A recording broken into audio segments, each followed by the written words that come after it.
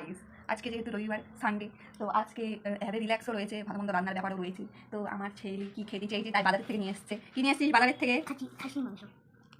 আচ্ছা, তো তুই খেতে চেয়েছিস তাই তো? আজ খাবি? তো উনি ছোটো মানুষ যা খেতে চান তাই রান্না করা। তো তোমরা শুনেই নিলে, ওর মুখের থেকেও খেতে চাই তাই আনা হয়েছে। তো এদিকে ভাত চাপিয়ে দেওয়া হয়েছে আর মাংস ধুয়ে ঠুয়ে নিয়ে এসে মশলা রেডি করে নিয়েছি আমি।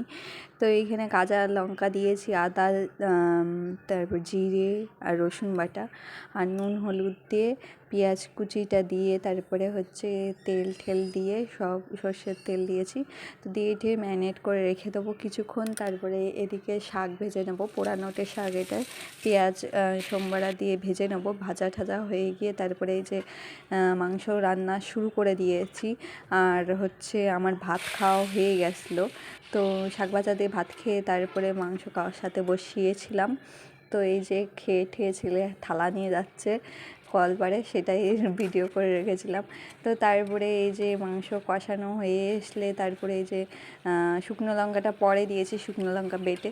আর হচ্ছে কষানো হয়ে যাওয়ার পরে কষানো মাংস উঠিয়ে রাখলাম থালায় ছেলের জন্য, ছেলে আর বাপের জন্য। তারপরে এই যে গরম জল ওই সাইডে গামলায় দিয়েছিলাম গ্যাসে, তো সেটা ঢেলে দিয়েছি। তারপরে কাঁচা আলু দিয়ে দিলাম ঝোলের ওপর। তারপরে যে অনেকক্ষণ ধরে কষানো হয়ে গেছে, নামিয়ে নিলাম, এবার খাবো।